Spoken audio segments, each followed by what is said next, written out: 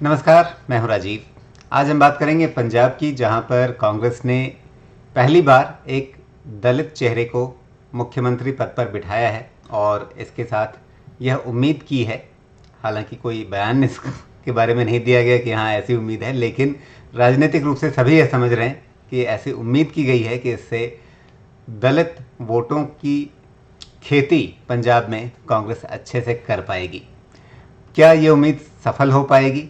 क्या वास्तव में दलित मत, जो वहाँ पर काफ़ी बड़ी संख्या में है, कहा जाता है 32% आबादी पंजाब में दलित मतदाताओं की है, क्या ये मतदाता थोक भाव में कांग्रेस की तरफ चले जाएंगे?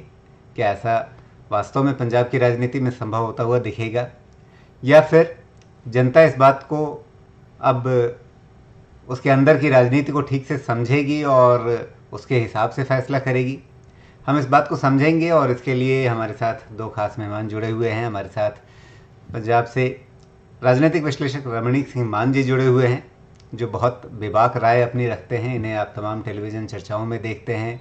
और साथ ही ओंकार चौधरी जी भी हमारे साथ हैं, जो अपना एक बड़ा लोकप्रिय यूट्यूब चैनल चलाते हैं उसी नेटवर्क नाम से, और पंजाब की राजनीति पर, हरियाणा की राजनीति पर, पूरे क्षेत्र की राजनीति पर बहुत गहरी पैठ पकड़ रखते हैं। आप दोनों का बहुत बहुत स्वागत है। सबसे पहले तो रमणीक सिंह जी, मैं आपसे ही शुरुआत करना चाहता हूं कि अब पंजाब में लगभग हम देख रहे हैं कि इससे पहले चाहे अकाली दल हो, आम आदमी पार्टी हो, भाजपा हो, सबकी नज़र इस दलित वोट बैंक पर थी, क्योंकि सबने पहले से इनको आकर्षित करने के लिए कुछ ना कुछ अपनी तरफ से घोषणाएं कर रखी थी। लेकिन कांग्रेस ने मानो एक तरह से तुरुप का पत्ता चलने की कोशिश की है कि अच्छा, आपकी घोषणाएं तो छोटी छोटी हैं या चुनाव के बाद की हैं, हम आपको चुनाव से पहले ही एक दलित मुख्यमंत्री दे देते हैं। क्या पंजाब का दलित मतदाता, या जिसे हम सरकारी भाषा में कहते हैं अनुसूचित जाति वर्ग से संबंध रखने वाले मतदाता, क्योंकि बहुत सारे लोगों को दलित शब्द पर आपत्ति भी होती है और बहुत सारे लोग कहते हैं कि नहीं, हमारी पहचान दलित की है, तो उस शाब्दिक लड़ाई में न जाते हुए उस समुदाय को परिभाषित करने के लिए जो भी आप शब्द ठीक समझे, क्या यह वर्ग कांग्रेस की इस चाल से या इस दांव से उसकी ओर आकर्षित होगा?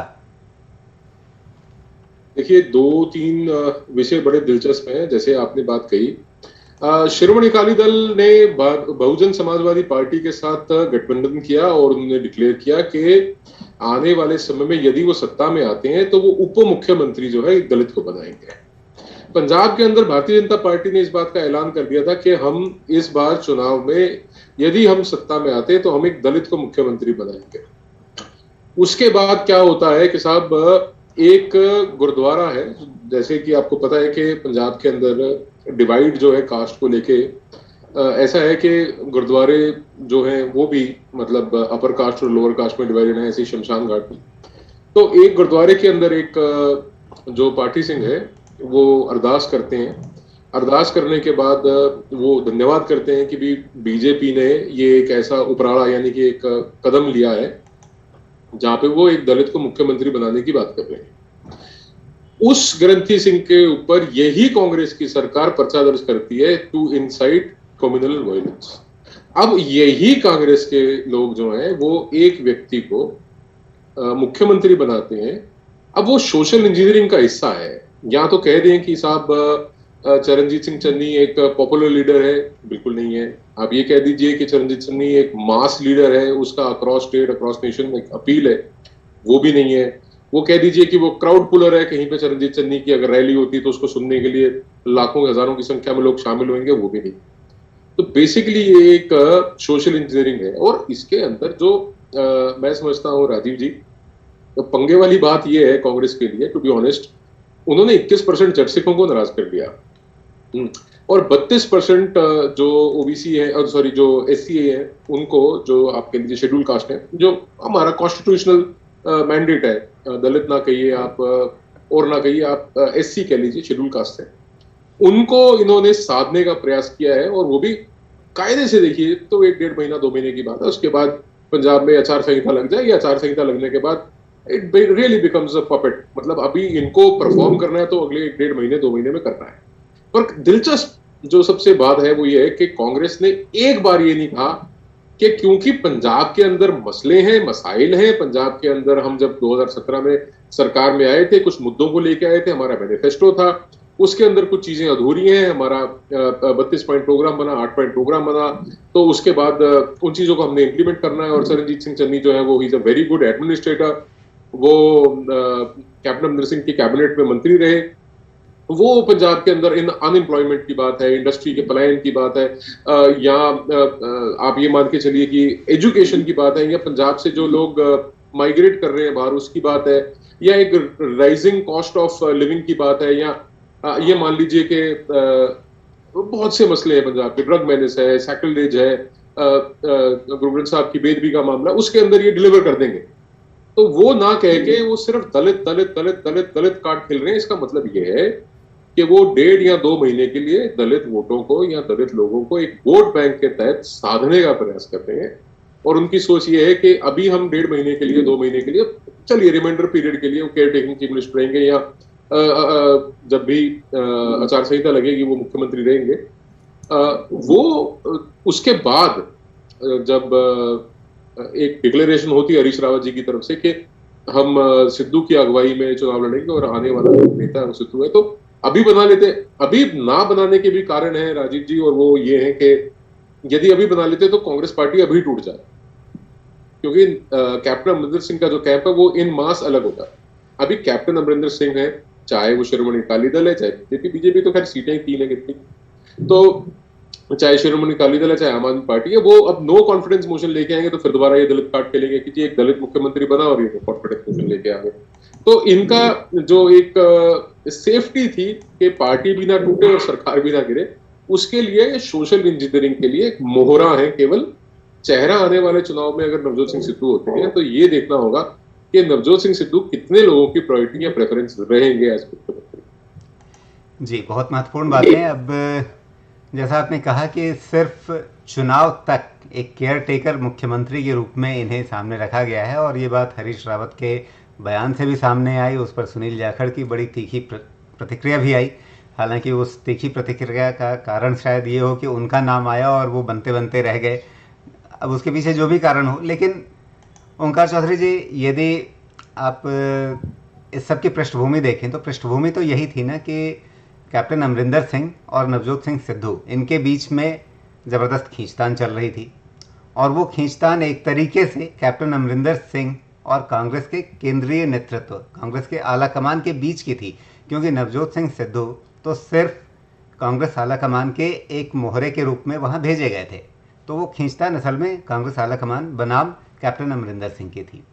उस खींचतान में सिद्धू बनाम अमरिंदर, इस खींचतान में यह एक दलित मुख्यमंत्री का चेहरा ये कैसे आ गया?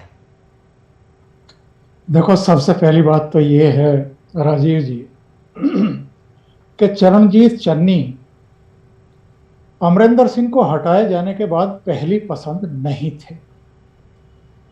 जो सीएलपी की बैठक बुलाई गई थी शाम को 5 बजे, उसके बारे में अमरिंदर सिंह को जानकारी नहीं थी। तो अमरिंदर सिंह ने ऑन कैमरा बताई कि सुबह 8 बजे उनके किसी मित्र सांसद का फोन आया और उन्होंने पूछा कि ये क्या हो रहा है और आपको तो इसका प्रतिवाद करना चाहिए। उसके बाद इन्होंने मैडम को फ़ोन किया और मैडम के सामने कहा कि ये तो बड़ी गलत बात है, मैं सीएलपी लीडर हूं और मुझे ही जानकारी नहीं है।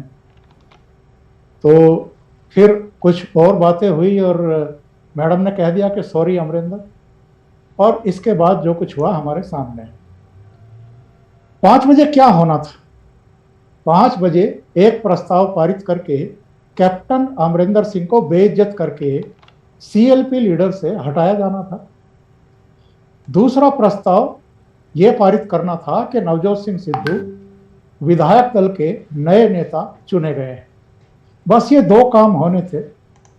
कैप्टन अमरिंदर सिंह ने खुद को और बेइज्जत होने से रोकने के लिए 4:30 बजे जाकर के राजभवन में अपना इस्तीफा सौंप दिया।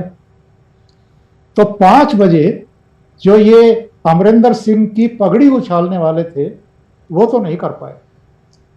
और जो अमरिंदर सिंह ने 5 बजे से पहले ही तमाम टीवी चैनलों पर आकर के सिद्धू की आरती उतारी, जिसमें पाकिस्तान जाना, इमरान खान से दोस्ती, जनरल बाजवा से गले मिलना, और जो राष्ट्रीय मुद्दे हैं, जो राष्ट्रीय खतरे हैं, ड्रोन के जरिए जिस तरीके से पंजाब में हथियार गिराए जा रहे हैं, उनको लेकर के उन्होंने एक ऐसा खाका, एक ऐसा वातावरण बना दिया कि ये 5 बजे वाली मीटिंग में नवजोत सिद्धू को विधायक दल का नेता घोषित नहीं कर पाए और मैडम पर वो जिम्मेदारी सौंप दी।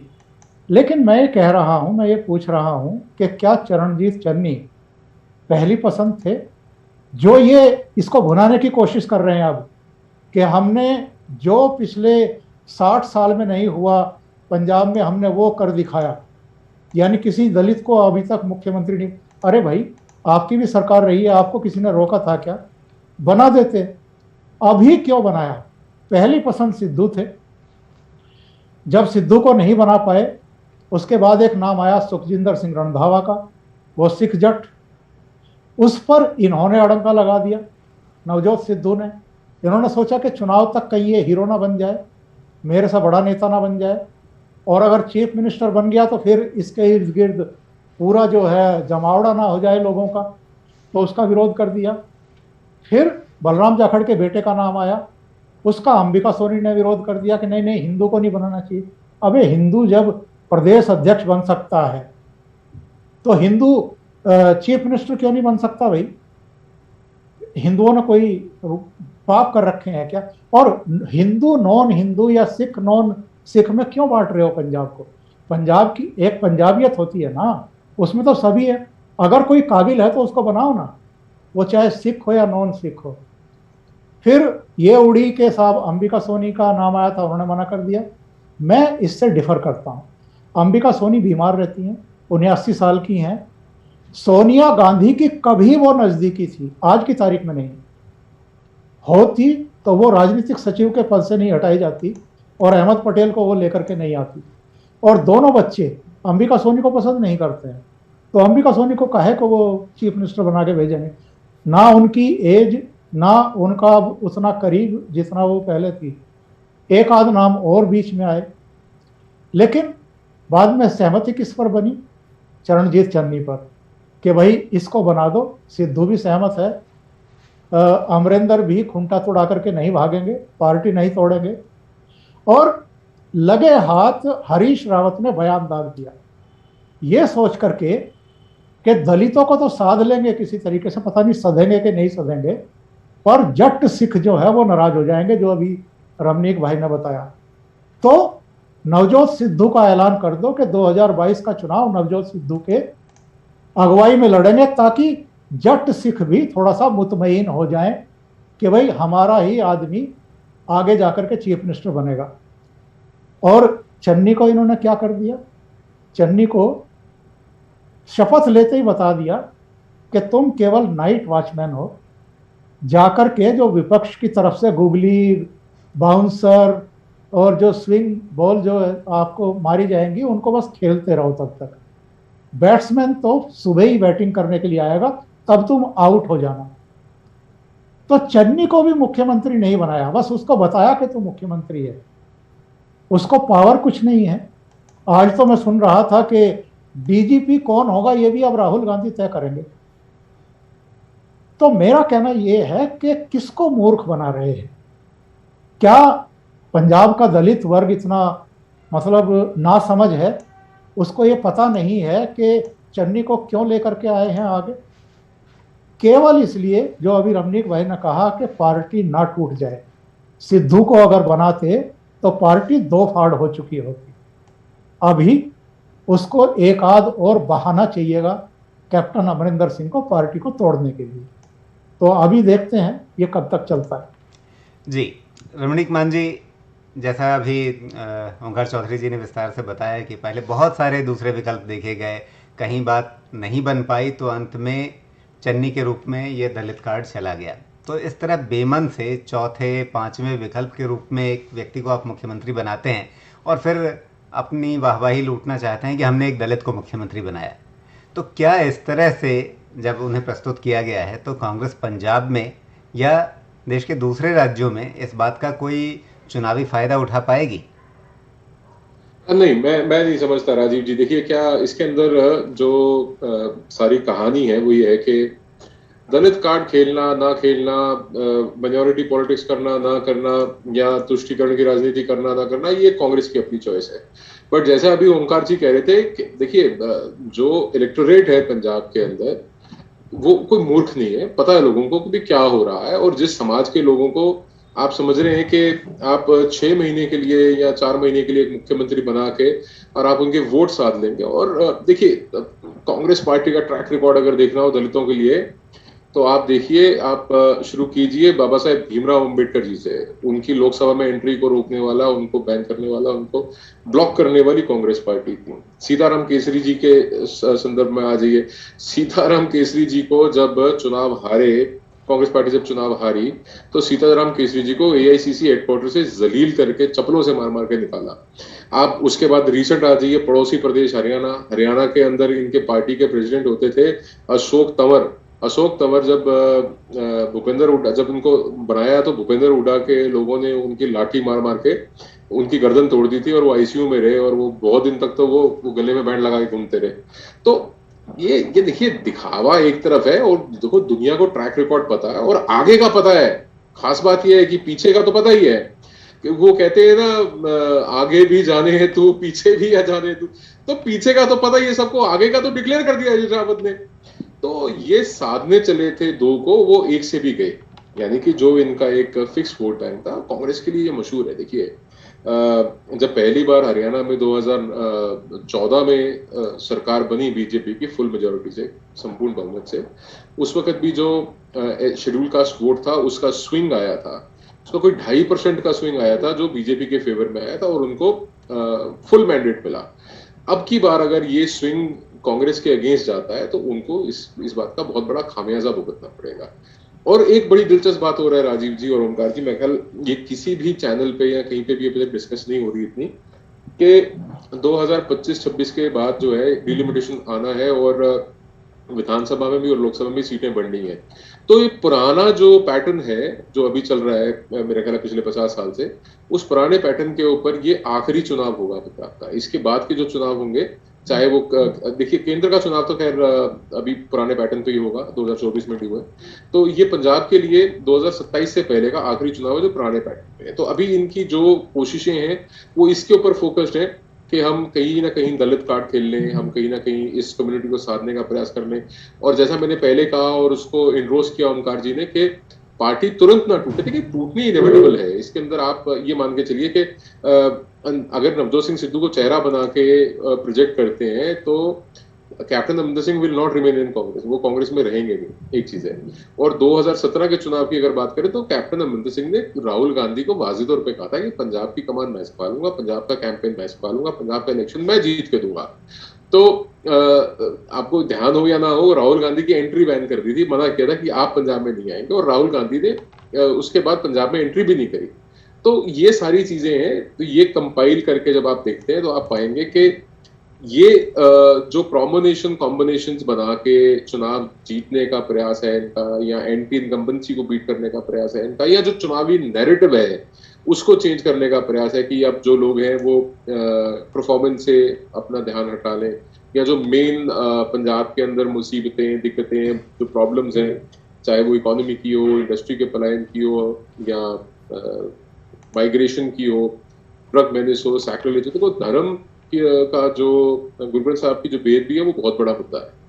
और यहाँ पे एक बात मैं वाज़ेह तौर पे कहना चाहूंगा कि captain Amarinder Singh is also no holy cow. ऐसा नहीं है कि वो अल्लाह मियां की कोई गाय है, बहुत शरीफ है। वो उन्होंने भी कोई खास परफॉर्म किया नहीं, एंड बहुत से रीजन रहे कि कहते हैं चिंक्स इन दी आर्मर। अगर आपके जो आर्मर है उसके अंदर अगर कहीं कमजोरियां हैं, तो वो उसका खामियाजा भी आपको भुगतना पड़ेगा। और इस केस में कैप्टन अमरिंदर सिंह को, चाहे वो निरंतर उनका कहना है कि मुझे ह्यूमिलिएट किया गया, कुछ किया गया, वो रास्ते जो हैं वो कहीं ना कहीं उन्होंने बनाए। बाकी देखना ये है कि जो पॉइंटेड प्रोग्राम्स को लेके, जिनको लेके नवजोत सिंह सिद्धू ने अटैक किया कैप्टन अमरिंदर सिंह के ऊपर एज सिटिंग चीफ मिनिस्टर, और वो पीसीसी प्रेसिडेंट थे, उन मुद्दों को कितना एड्रेस कर पाएंगे नवजोत सिंह सिद्धू और चन्नी के जरिए, of course Channi, because Channi is the chief minister, right.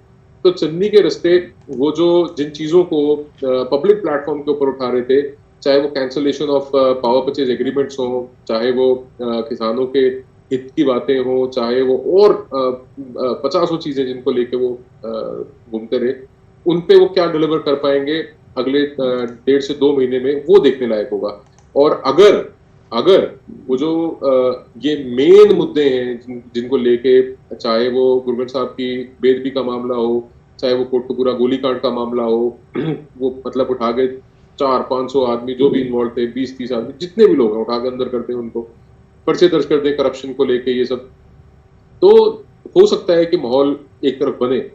पर अभी जो परिस्थिति लग रही है, मुझे लगता नहीं है कि Charanjit Channi will be such a strong administrator, जैसा अभी चौधरी साहब ने बताया कि वो राहुल गांधी डिसाइड करेंगे कि डीजीपी कौन बनेगा। बात यह है कि बॉर्डर स्टेट है पंजाब, पैनल जाता है पंजाब से सेंटर को, सेंटर वहां से नाम भेजती है, उन 2 या 3 नामों में से अप्रूव करना पड़ता है, तो वो एक सिस्टम है। बट अगर ये हालात है, ये सूरत हाल है कि जिसके अंदर जो आला अधिकारी हैं वो मुख्यमंत्री को लगाने की अनुमति नहीं है, तो पपेट जैसे प्राइम मिनिस्टर थे वैसे पपेट चीफ मिनिस्टर हैं, और बाई रिमोट कंट्रोल पहले माता जी चलाती थी, अब पुत्र श्री चलाएंगे। तो चाहे 6 महीने के लिए सही, पर देखते हैं कि ये किस करवट लेता है। अभी के लिए not very healthy, things are not very rosy, उनके लिए कोई बहुत अच्छे हालात नहीं है जी। और अगर चन्नी खुद भी कोई निर्णय करेंगे, पंजाब का हो, चाहे दलित समाज पंजाब का हो, चाहे दलित समाज हरियाणा का हो, चाहे दलित समाज उत्तर प्रदेश का हो, कोई इतना नाइव नहीं है, कोई इतना मूर्ख नहीं है कि उनको इसके पीछे की राजनीति नजर ना आए। जी। और अगर चन्नी खुद भी कोई निर्णय करेंगे तो उनके निर्णय करने का तरीका वायरल हो रहा है, वो सिक्के उछाल करके निर्णय करने के बड़े शौकीन रहे हैं, तो उस तरह से कैसे वो उनकी उंगली भी बहुत चलती है जी, वो भी बहुत वायरल हो रहा है। लेकिन ओंकार जी, जिस तर्क से लोग कहते हैं कि दलित मुख्यमंत्री बनने से दलित समुदाय कांग्रेस की ओर आकर्षित हो सकता है, तो क्या उसी तर्क का ये मतलब भी होगा कि इससे बाकी लोग नाराज हो जाएंगे, जैसे आपने भी जिक्र किया खासतौर पे जेट सिख, ऐसा होगा क्या? देखो, मैं 2 घटनाएं और बताता हूं। अभी रमनीक सिंह जी ने कई घटनाओं का उल्लेख किया है, 2 घटनाएं मैं और बताता हूं, उसके बाद इस मूल सवाल पर आता हूं। 1982 में राजीव गांधी कांग्रेस के महासचिव बने थे और वो गए थे आंध्र प्रदेश के दौरे पर।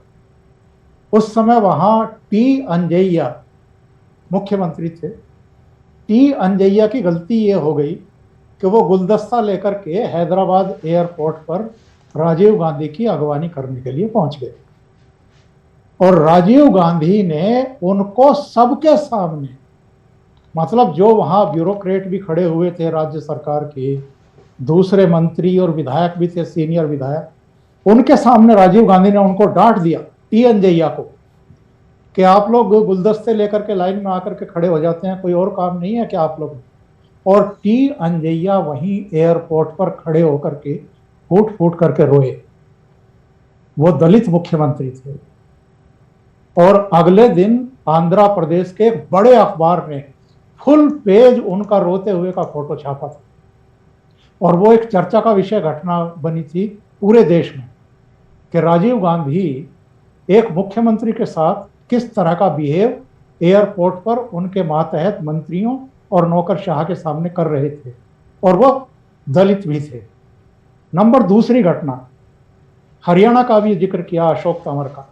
अशोक तंवर के बाद कुमारी शैलजा को प्रदेश अध्यक्ष बनाया गया। हुड्डा परिवार लगा हुआ है ना, और हुड्डा के साथ जितने उनके समर्थक विधायक हैं वो भी लगे हुए हैं ना। कभी केसी वेणुगोपाल से आके मिलते हैं, कभी हरियाणा के प्रभारी से मिलते हैं कि साहब कुमारी शैलजा को हटाइए, नहीं तो पार्टी जो है हरियाणा में खड़ी नहीं हो पाएगी।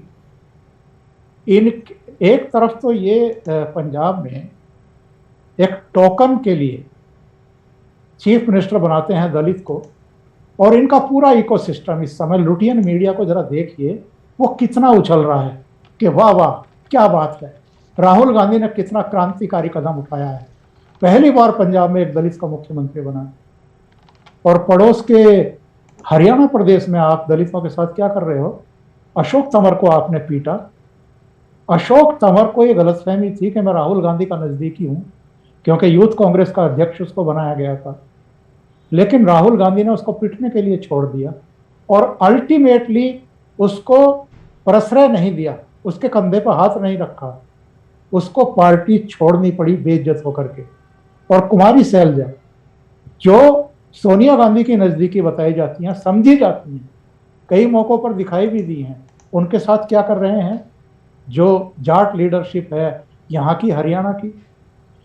तो मेरा कहना यह है कि ये लोग, और एक और बात कह करके फिर उस पर आता हूं, कांग्रेस का मूल वोटर क्या कौन था? एक तो ब्राह्मण, एक मुसलमान, एक दलित। इन 3 वोट बैंक पर कांग्रेस खड़ी रहती थी, तन करके शासन करती थी, केंद्र में भी और राज्यों में भी। जो विवादित ढांचा विध्वंस हुआ उसके बाद मुसलमान खिसक गए, PS4 और उसके बाद बहुजन समाज पार्टी बनी, काशीराम मायावती का उभार, और उसके बाद दलितों का कांग्रेस से अलगाव। जो ब्राह्मण थे, जब अटल जी के नेतृत्व में बीजेपी इवॉल्व हुई तो बहुत सारा ब्राह्मण वर्ग उधर चला गया। क्या कांग्रेस ने कभी गंभीरता से आत्ममंथन किया है, चिंतन किया है कि 3 बड़े वोट बैंक उससे क्यों खिसके हैं? क्या इन्होंने वाकई कभी दलितों के लिए काम किया, उनके उद्धार के लिए काम किया? कभी मुसलमानों के लिए, जो बिल्कुल एकजुट इनके साथ खड़ा रहता था, कभी उनकी बेहतरी के लिए, उनके विकास के लिए कोई ऐसी योजनाएं लेकर के आए? कभी नहीं। और ब्राह्मणों को केवल ये कि जी हम कश्मीरी पंडित हैं, नेहरू जी के नाम के साथ पंडित लगाइए। अब इस चर्चा में और 5 मिनट रहेंगे, तो जी जी थोड़ा सा जो मैंने प्रश्न किया था अब उस पर आ जाते हैं संक्षेप में। जी, एक दो सवाल और लेते हैं। तो जो इन्होंने संकेत दिया कि चरणजीत चन्नी एक दलित को हम बना रहे हैं, जाटों में अभी भी लाख शिकायतें हो सकती हैं कैप्टन अमरिंदर सिंह से, पर वहां अमरिंदर सिंह से बड़ा तो कांग्रेस के पास कोई जाट लीडर है नहीं। भाई बलराम जाखड़ के बेटे अमरिंदर सिंह से बड़े नहीं हो सकते हैं। और सिख जट की बात जब आती है तो फिर लीडरशिप वो देखेंगे कि हमारी लीडरशिप कौन सी है। क्या नवजोत सिंह सिद्धू कैप्टन अमरिंदर सिंह की जगह ले सकते हैं या वैसा सम्मान पा सकते हैं? इसका जवाब कांग्रेस दे दे। और कैप्टन,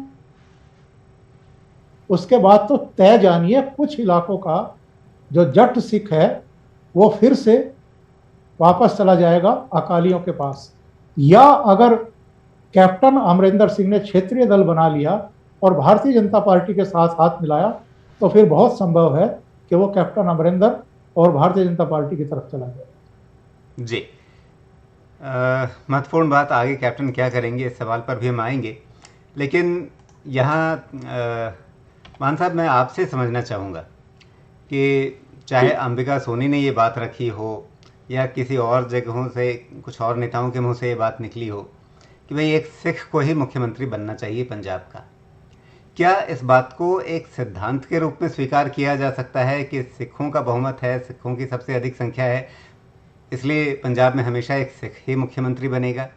तो फिर क्या ये सिद्धांत पूरे देश में हम अलग अलग तरीके से ऐसे ही मान सकते हैं, एक नियम बना करके चल सकते हैं? फिर कश्मीर में जब कोई कहता है कि नहीं यहाँ पर हिंदू कैसे मुख्यमंत्री बन जाएगा तो हम कैसे उसका विरोध करेंगे? यदि हम पूरे देश की बात करें तो फिर तो वही बात आनी चाहिए कि पूरे देश में सिवाय हिंदू के कभी किसी को प्रधानमंत्री बनना ही नहीं चाहिए।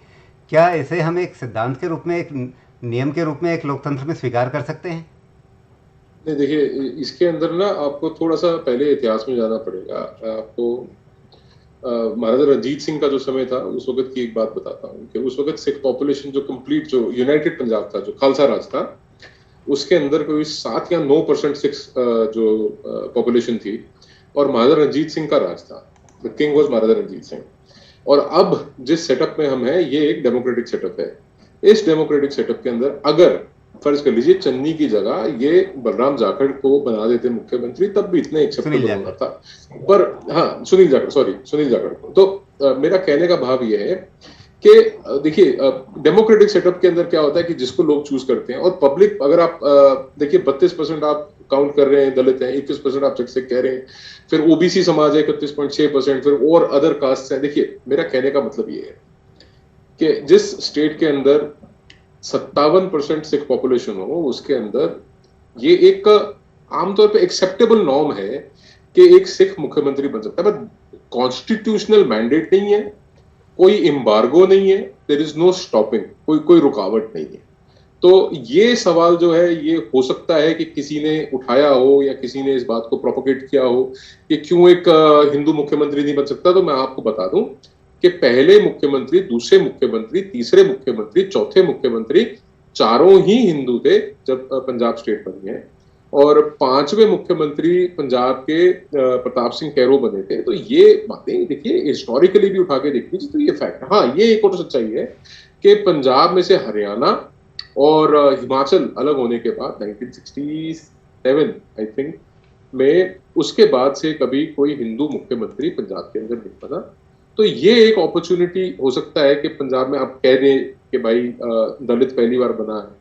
आप ये भी कह सकते थे कि भी सन 67 के बाद पहली बार एक हिंदू मुख्यमंत्री बना। ये देखो, ये पॉइंट स्कोरिंग की बात है या ये सोशल इंजीनियरिंग की बात है, पर कॉन्स्टिट्यूशनली स्पीकिंग कोई एम्बार्गो नहीं है। अगर आप लॉजिकली स्पीकिंग बात करें तो बनने में कोई हर्ज भी नहीं है। तीसरी चीज, अब आगे बात कैप्टन अमरिंदर सिंह की भाजपा के साथ अलायंस करने की। मैं नहीं समझता कि वो एक पॉसिबिलिटी है, एटलीस्ट प्री पोल अलायंस की कोई संभावना नहीं है। सच ये भी है, जिस तरीके से लोग बार बार कहते हैं कि भाजपा का पंजाब में खाता खाली है, वो खाता खाली करने वाला कौन है? वो कैप्टन अमरिंदर सिंह है। वो कैसे खाली करने वाले हैं कि ये जो खुद इन्होंने, सुनील जाखड़ ने कहा था कि मैं मुख्यमंत्री साहब, मतलब मैं चीफ मिनिस्टर साहब को बधाई देना चाहता हूं कि इन्होंने सारा का सारा आंदोलन उठा के पंजाब से हरियाणा में डाल दिया। और उसको थोड़े दिन पहले, अभी 3 दिन पहले, 4 दिन पहले कैप्टन अमरिंदर सिंह ने एडमिट भी किया था कि जो फाइनेंशियल बर्डन आज हरियाणा पे पड़ रहा है, ये पंजाब पे पड़ रहा होता, हमारा रोज हजारों करोड़ का नुकसान हो रहा था जो अब हरियाणा का हो रहा है। और उसके बारे में हरियाणा की जो लोकल यूनिट है बीजेपी की, उन्होंने जगह जगह प्रदर्शन किए थे, कैप्टन अमरिंदर सिंह के पुतले भी फूके थे। वो एक अलग विषय है कि 2 दिन बाद ही वो खुद रिजाइन करके पीछे हट गए। तो बात कुल मिला के ये है कि अभी के हालात में लॉजिकली सुनने में या राजनीतिक गणित के अनुसार ये लगता हो कि रीजनेबल हो सकता है, बट फीजिबल नहीं है अभी। मेरा ख्याल है कि अगर कैप्टन अमरिंदर सिंह एक रीजनल पार्टी भी बनाते हैं राजीव जी, तो वो 117 की 117 सीटों पर कंटेस्ट करने के लिए नहीं आएंगे। ये मजबूरी हो सकती है कांग्रेस की, ये मजबूरी हो सकती है आम आदमी पार्टी की, अकाली दल की मजबूरी हो सकती है कि वो सभी सीटों के ऊपर पूरे जोर से लड़ें। इन्होंने फोकस करना है कि जी मैंने 30 सीटें, 40 सीटें या 45 सीटें, जो भी इनका टारगेट है, 59 मैजिक नंबर है, मैं इतनी सीटें अगर ले आऊं तो मैं इनके साथ मिलकर गठबंधन कर सकता हूं। तो एक बैक चैनल जो डिस्कशंस हैं वो ओपन रख सकते हैं, और वो ओपन होंगी भी मेरा ख्याल है अभी, क्योंकि जिस तरह के बीजेपी के आला नेतृत्व से संबंध है, जैसे संघ के नेताओं से संबंध है, वो किसी से छुपे नहीं हुए। कैप्टन अमरिंदर सिंह के सबके साथ अच्छे संबंध, तो समय आने पे उनके साथ जाया जा सकता है, वो एक अलग विषय है। तो आज जाएंगे उनके लिए खुद डिजास्टरस होगा। जी ओंकार जी, अब कैप्टन का अगला कदम क्या होने वाला है? क्या वे पलटवार करेंगे या अपनी उम्र देखते हुए चुपचाप नेपथ्य में चले जाना ठीक समझेंगे?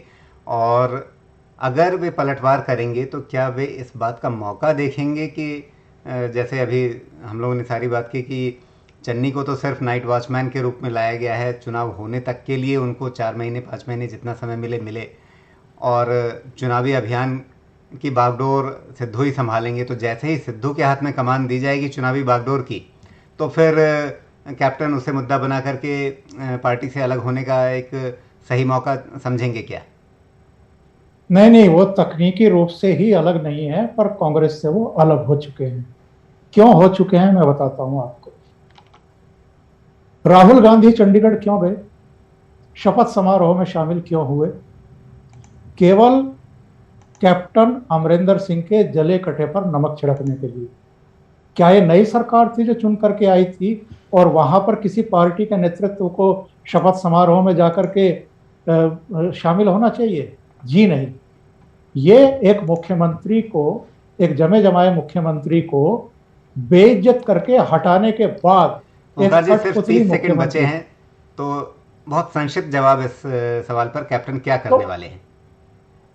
कैप्टन एक घायल शेर हैं, रिटायर्ड फौजी अधिकारी हैं और अपने अपमान को बर्दाश्त नहीं करेंगे। सही समय आने दीजिए, वो अपने पत्ते खोल देंगे। जी, तो उस सही समय का इंतज़ार करना पड़ेगा, और वो सही समय कैप्टन क्या चुनेंगे, कब चुनेंगे, ये सबकी नज़र इस बात पर रहेगी आगे, और उससे पंजाब में कांग्रेस की राजनीति और बाकी दूसरों की राजनीति पर भी काफ़ी असर पड़ने वाला है। फिलहाल इस बातचीत के लिए आपने समय निकाला, ओंकार चौधरी जी और रमनीक मान जी, दोनों का बहुत बहुत धन्यवाद।